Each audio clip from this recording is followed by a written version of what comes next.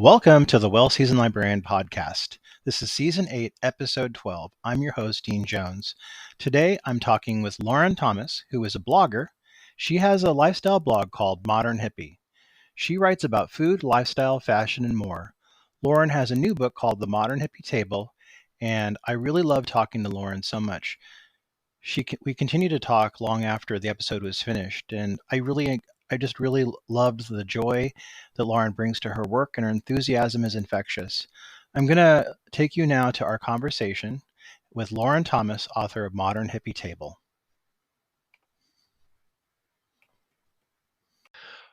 Welcome to the Well Seasoned Librarian Podcast. I'm your host, Dean Jones. Today, I'm talking with Lauren Thomas, who is a blogger who has a lifestyle blog called Modern Hippie, where she writes about food, lifestyle, fashion, and more. Lauren has a new book called The Modern Hippie Table, and it's her first book. Lauren, welcome to the podcast. Hi, thanks for having me. Now, Lauren, for our listeners who may not yet be familiar with your work, can you tell us a little bit about yourself? Yes, well, I'm not a traditional cookbook author, but my cookbook is a lifestyle cookbook. And I guess I'll just start by saying I grew up in a family that was a traditional Jewish family, and there was a lot of cooking and holidays and traditions and hosting. And that really was where my love affair with hosting began. I just paid attention, and I always just loved the whole ambiance that was at my grandparents' house when they hosted parties or gatherings. And I just really paid attention to all that went on with that. And of course, paid attention to the kitchen and didn't realize that it was because I had such a passion for it at the time. I went on to study. I went to an art high school for painting. I was real heavy into visual arts. Realized I didn't want to go to an art school or be an artist for a living. So I went on to study psychology in college. Oh, nice. Ended up getting my master's in psychology, and realizing I didn't want to sit behind a desk and see patients all day. Yeah. However, my studies really lended itself to being very aware of how people feel. And that has carried over to my love of hosting and making people, whether it's my family or friends, feel special when they come into my home. You're very well known for your website, Modern Hippie Table, and it's a really beautiful website that details a lot of different facets of what you're talking about: fashion, entertaining, travel, and food. How did you start writing this? Where did that come in for you? Yeah, so I have had various blogs too, because I love to write. I love to tell stories through pictures and through writing. And social media, specifically Instagram, is a great vehicle for that, great platform. And I was just sort of telling stories about my life and how we travel in our sometimes in our little camper, or whether we're traveling to Europe. I love sharing that. And I love, and I realized that by telling these stories, whether it was in my travels or in my kitchen, the way that I told them was in a way that showed the process as much as the finished product. And I started to be very aware that people, picked up on this and were intrigued by that process. And people wanted to know not only what I was making, but also, well, how do you manage to make that after you've had a busy day running around? How do you still entertain? So by sharing that process and that growing curiosity on my website, my blog, my social media, I realized that there was a real need for, or I guess a draw of this kind of lifestyle. So that's sort of how I started to grow my following, and it was great. Your website is just gorgeous. You do an amazing job on it. It's just visually stunning. Thank you. Yeah, was that organic with you? Did you kind of think about all this before you started it, or did it just kind of all come together for you?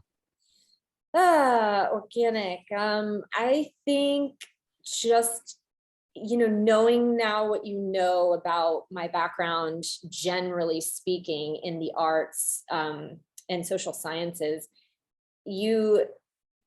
there just is a real innate ability within me to recognize that there's such a visual component to what I do, and that I love seeing and following other people with sort of lifestyle blogs and who travel or whatever it is that they do. I don't care if they a flight attendant or a donut shop employee.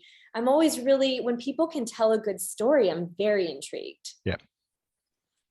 Now, you talked about the fact that you studied psychology and you're a psychologist. I worked with psychology students as a librarian for 17 years, and I know for a fact that it is one of the toughest things you could possibly do in your life is to be a psychology student. Mm-hmm. And this for me ties into, you talk about imposter syndrome and chasing your dreams.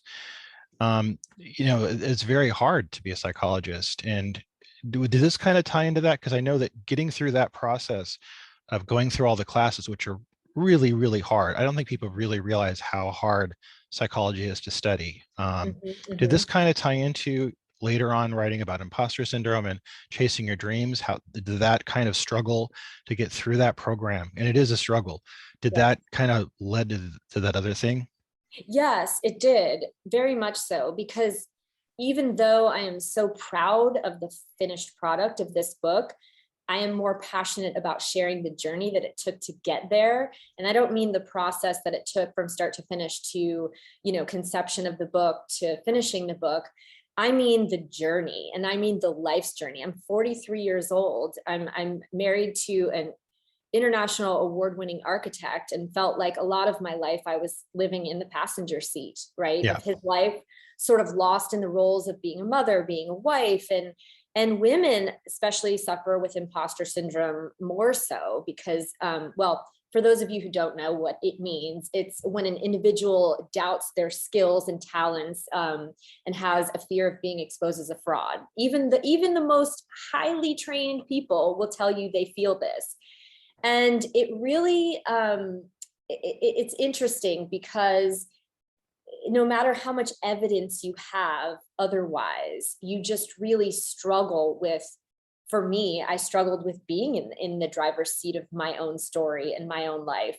And so when I went through some therapy myself, I realized that many of us don't set goals because we don't think we're worthy of them. And, for me, in my case, it was feeling scared of my own success versus my own failure, because I thought, what would that success look like within my family unit? What would be compromised with that?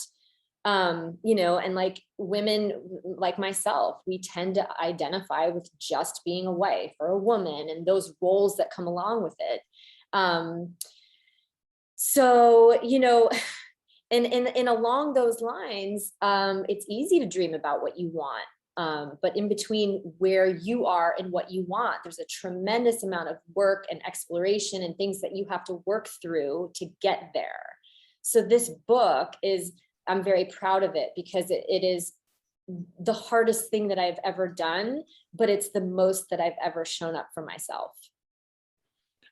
I really I really always feel like imposter syndrome doesn't get enough attention because it's really it can be huge in somebody's life. It could be like a huge roadblock. I know for me, I struggled with it for many years and didn't go after being a librarian until I was 50 because of that. And because I have had lifelong learning disabilities. So for me, it was a really big struggle. I know that many women struggle this because I see my own wife go through this with her writing, because like to the kids, she's just mom, right? So they're kind of coming at her with all the stuff they need. And then, just struggling at work and all the other things you have to do.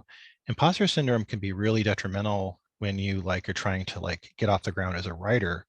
How does this all impact you when you started to try and write and be a blogger and then create your book? What were some of these roadblocks that you had? How did you kind of struggle with imposter syndrome? I think that we all have a personal lie that's deep rooted within us, that we tell ourselves over and over again based on experiences that in our lives, probably mostly from our childhood. And for me, there's a couple, but it's that I tend to give up when something gets too hard because of what I was saying before. I'm afraid of my own success, that my light is going to be too bright for my family, because that means my success might take me away from them, that my success might isolate me from friends who are maybe stuck and maybe are intimidated by my growth. And so I tended to take things to the point where they were about to become successful, or that I would feel like living to my fullest potential, and say, you know what, that's just too hard to take it to the next level. I had a natural products company also called Modern Hippie for Every Soul. And it started exploding locally and in shops, yoga shops, surf shops, boutiques, and I was selling them online. And then all of a sudden it got to the point where I would have to start mass manufacturing them, and which meant I would have to travel and interview. This was way before COVID, interview manufacturers. And I just said, it was like I was feeling suffocated. I was like, I give up. I can't do this. It's too hard. I don't want to do it.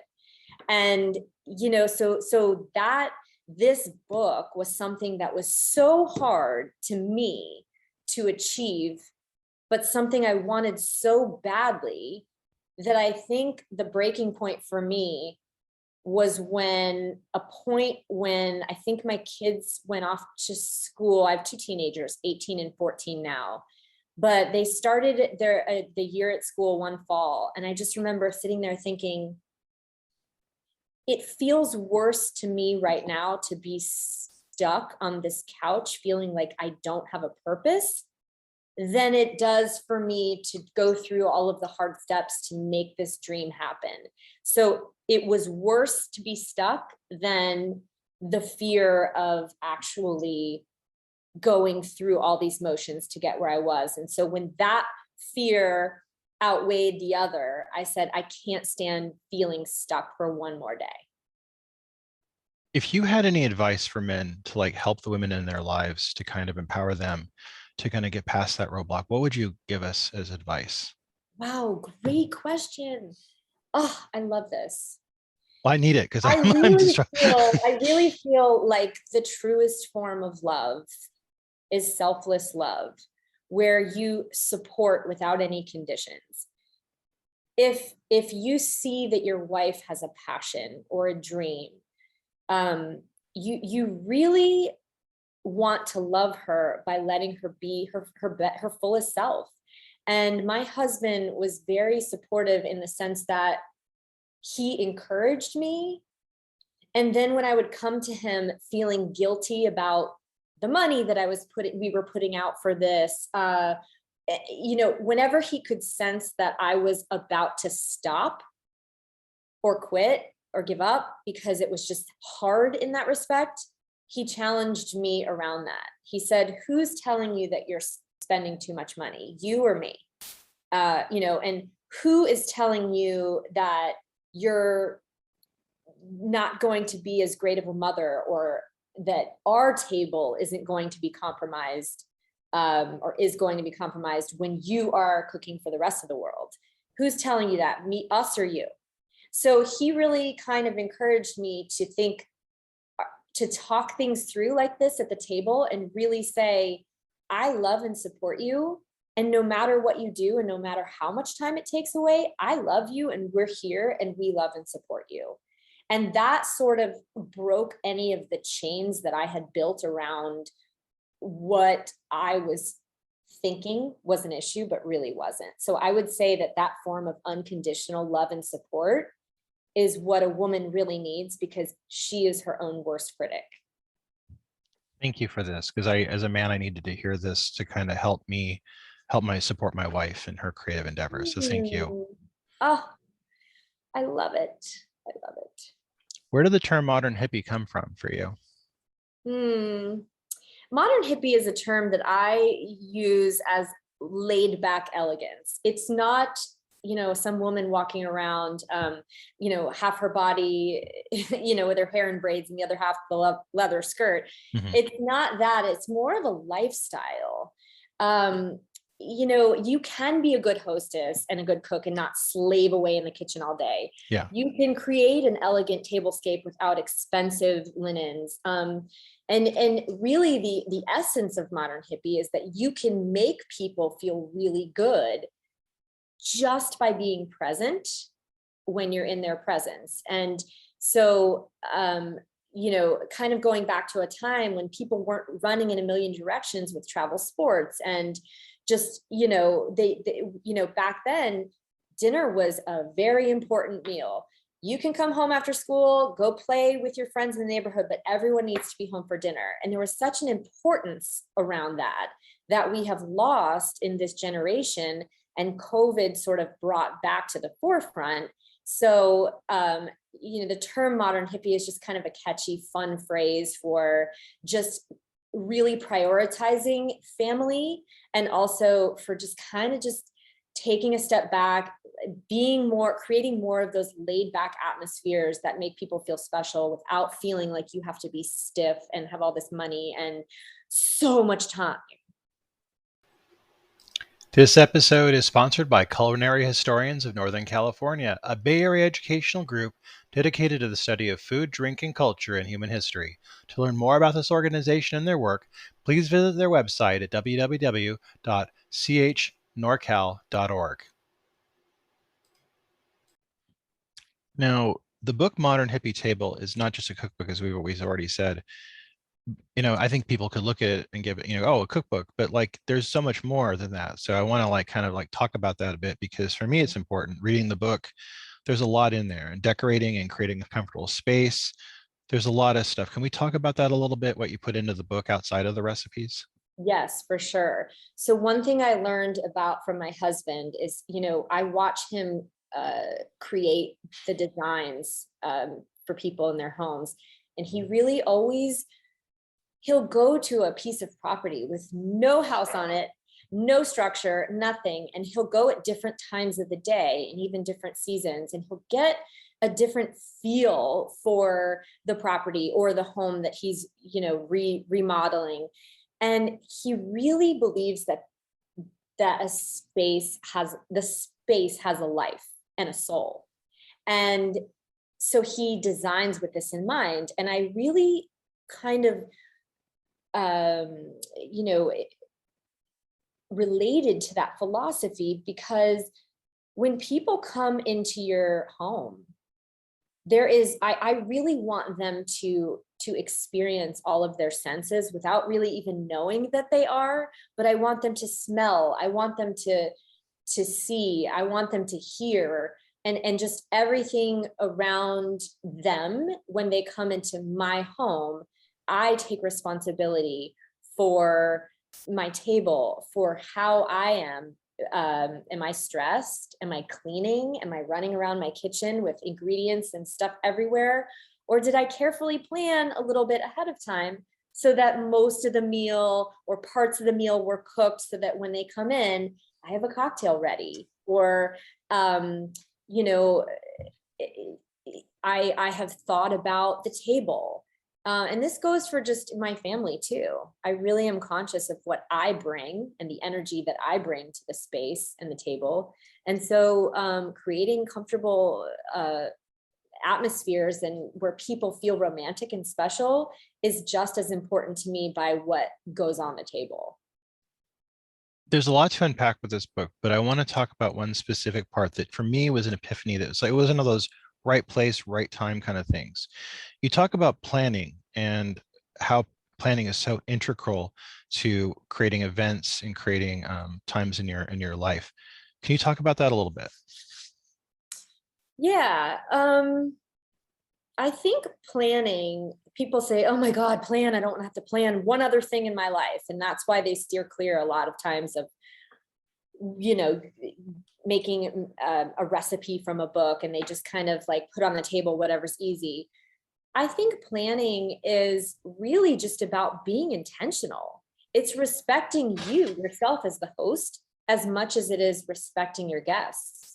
And all it's doing is saying, I knew you were coming and I thought about you showing up. So I took a little bit of time into thinking about my recipe and thinking about how you felt when you came in to my house. And so that to me is like another form of respect.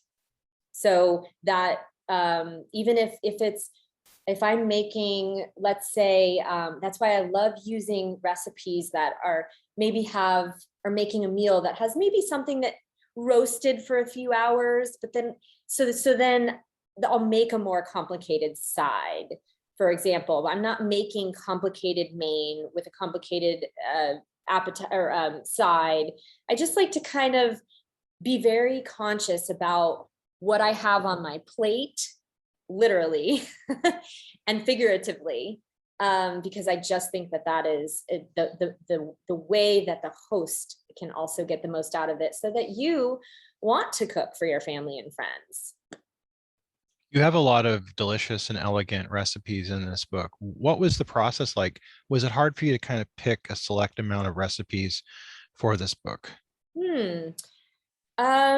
It wasn't in the sense that I had a binder of recipes that were just torn up and over the years, clippings from magazines, inspiration.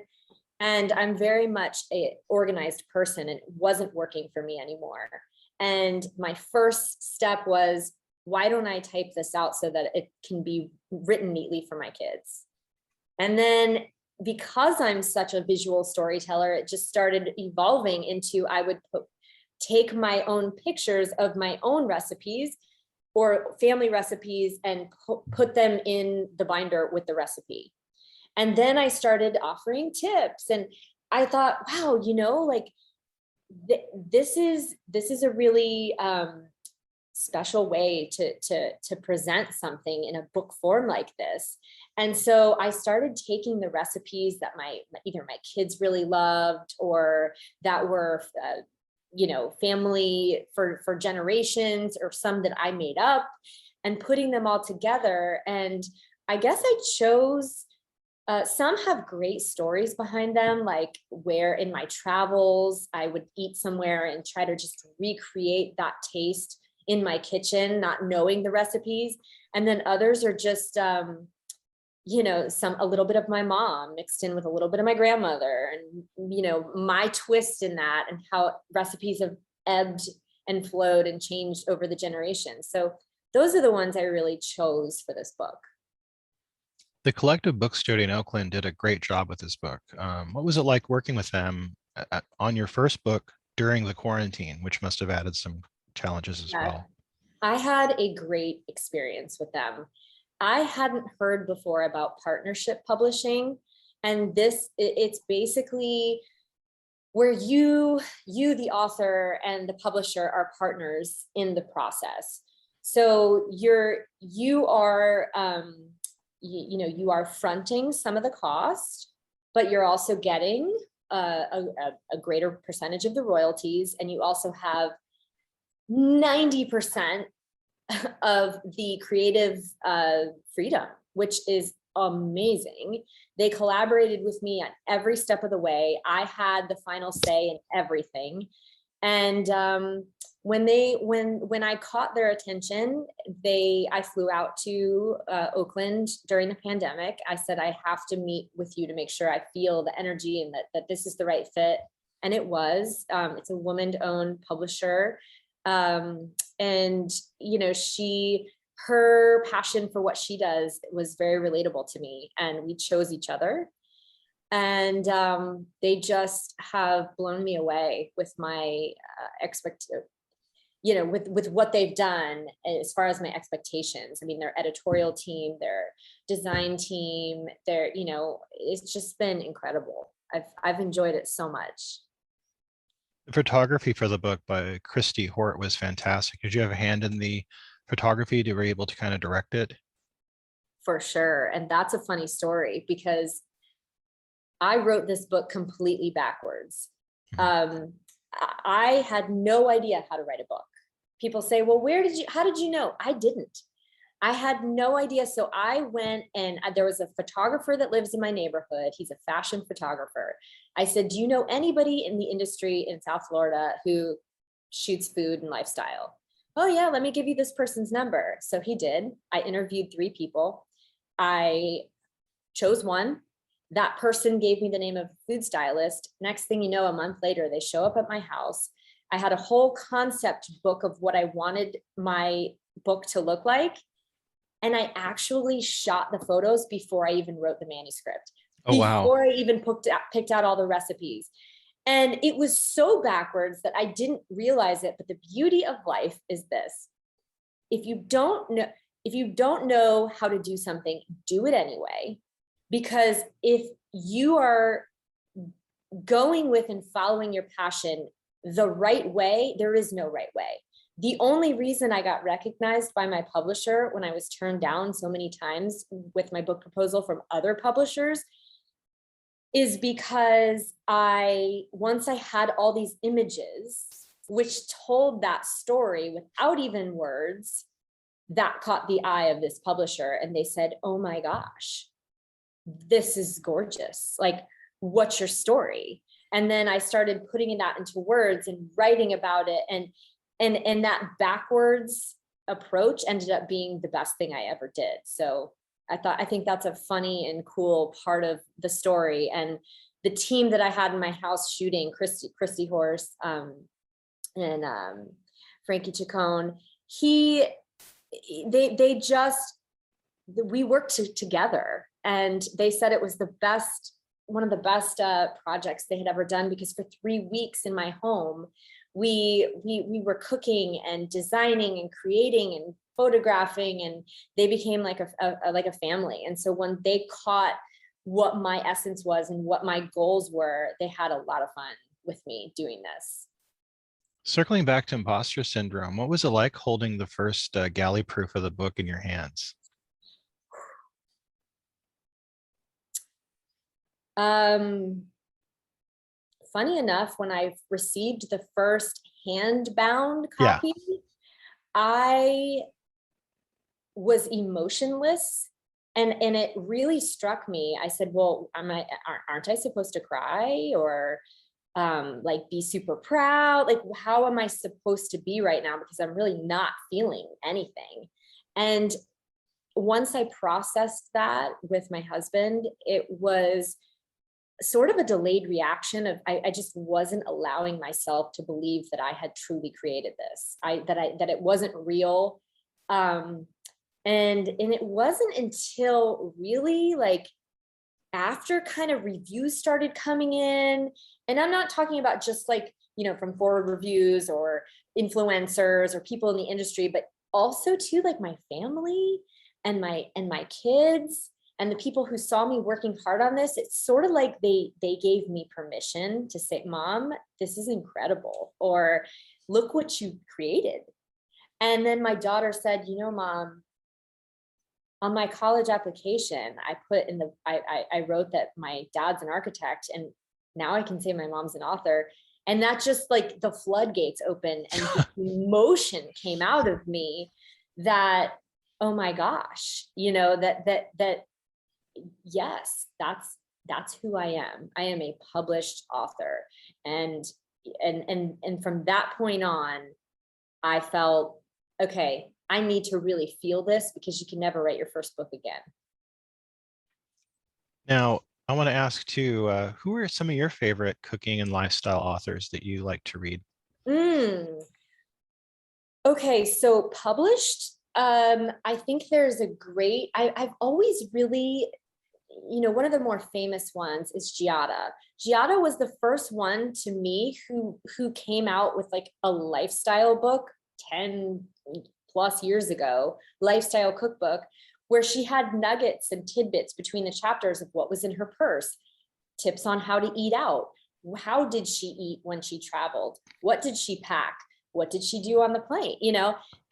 And I really was so much more drawn to those tidbits in the book than I was even some of the recipes. And I thought, wow, she just gave people permission to talk about the process. It's like Laird Hamilton's a famous surfer and everyone loves to watch him surf, but I really want to know, and people want to know, what do you eat for breakfast? What is your fuel? People want to know what my husband is, how he draws, more than they want to see the finished rendering of their house. It's like, oh, wow, let me see you draw. Right. So, yeah, the process behind how that's all done is just equally as important. And yeah. Now, I got to ask, I'd be really surprised if Home and Garden Network and other channels aren't beating down a path to your door. Are you anybody kind of pitching TV ideas to you yet? So I've just been doing a lot of a combination of live and live, but in studio and in my own kitchen. So I think I'm kind of just getting used to the TV aspect of it all. Would you want to do that if they were offered? Not yet. It's a good question. I enjoy being live in person more than I do in a studio. So I would enjoy interacting with other people, feeding off other people's energy more so than I'm in a kitchen showing and demoing. I like that too, but I would be more interested in sort of a collaboration with my husband where we are, because we're just such a creative duo that feed off of each other, and I'm really proud of that, and I love we process a lot together. That sounds wonderful. Yeah. I would want to see that. That sounds great. Oh, great. I just want to say, getting back to, I diverted a little bit as far as influences. There are so many. No, I diverted. There are so many people right now on social media who don't have published cookbooks, who maybe are thinking about it, but the content that people are creating right now is just unbelievable. It's like when Pixar came to the cartoon world, right? It's like Instagram and Reels and TikTok are making this. A lot of these bloggers and people are influencing me and how I am showing and teaching and creating.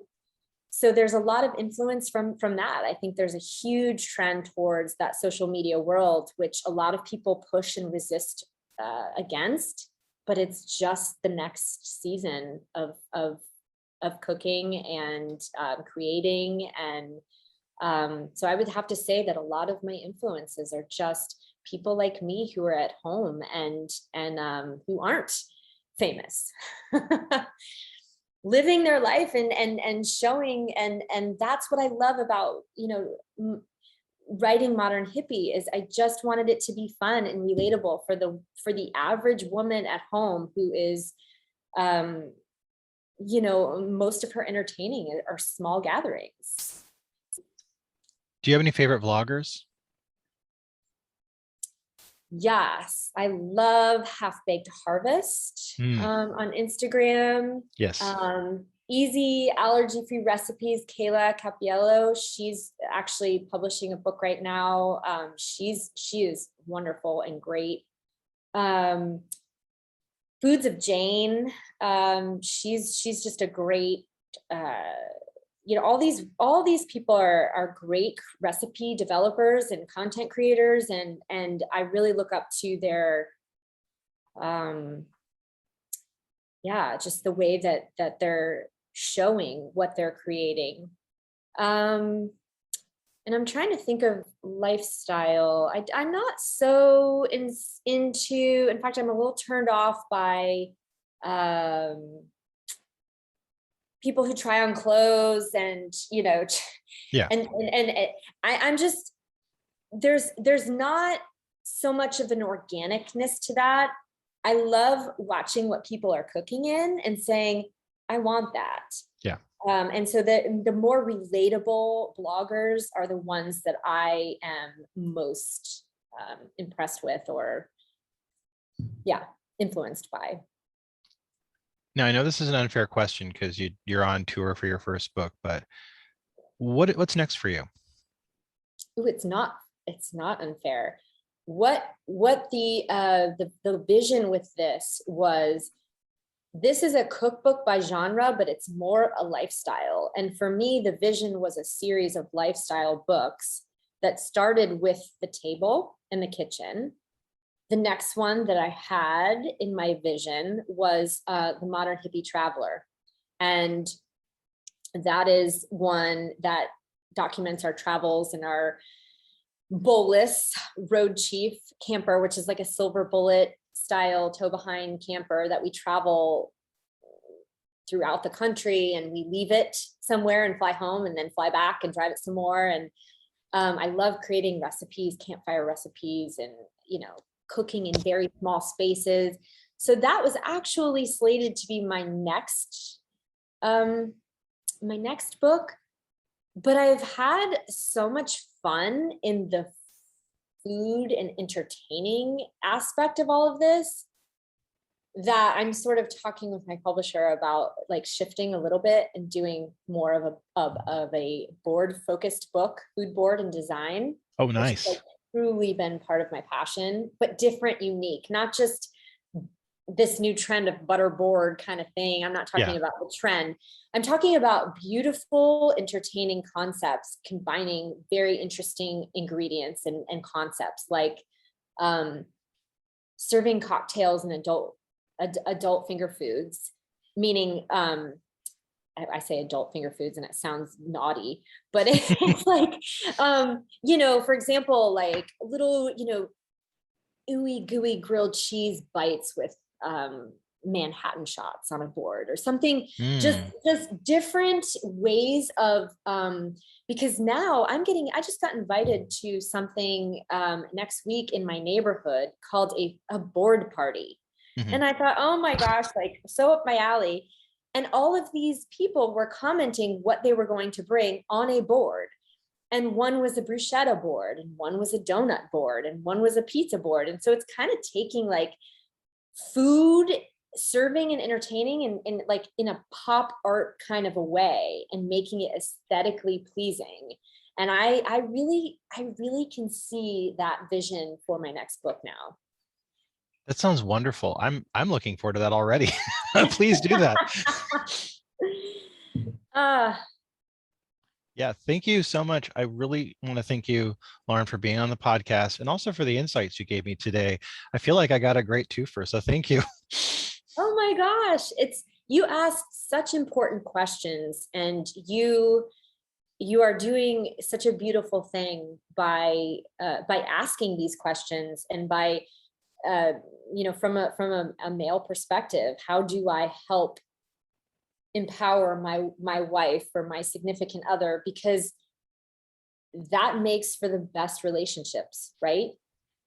When you can both be living your truest and best life and supporting each other, that's a beautiful thing. So thank you for asking that. Well, I don't want to downplay it. You may have saved my marriage, so thank you. Well, you know what? This book pretty much saved mine. So very nice. Lauren, thank you for being on the podcast. I look forward to seeing more from you, and I hope we can have you on the podcast again. Thank you. I will look forward to that.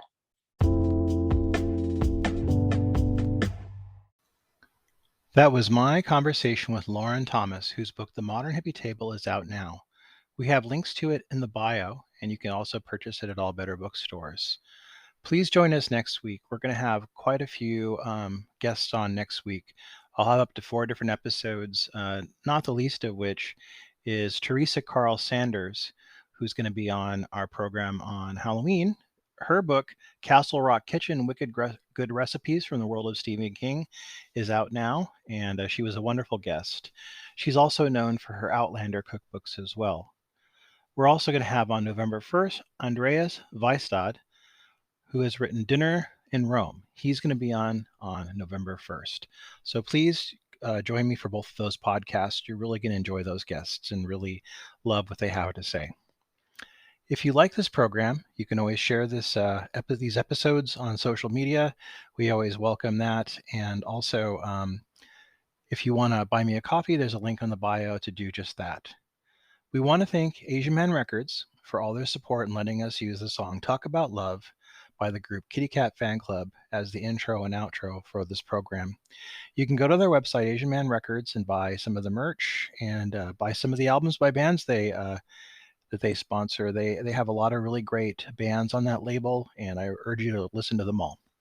Hope you have a really good day, and all these chefs that I'm talking to, these cooks, will inspire you to do some great cooking.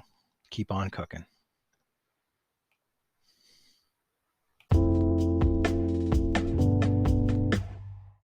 I've been getting better than you'll know. Take a little time for it to show. You make my life seem settled, settling for more. Take a little time for love to grow.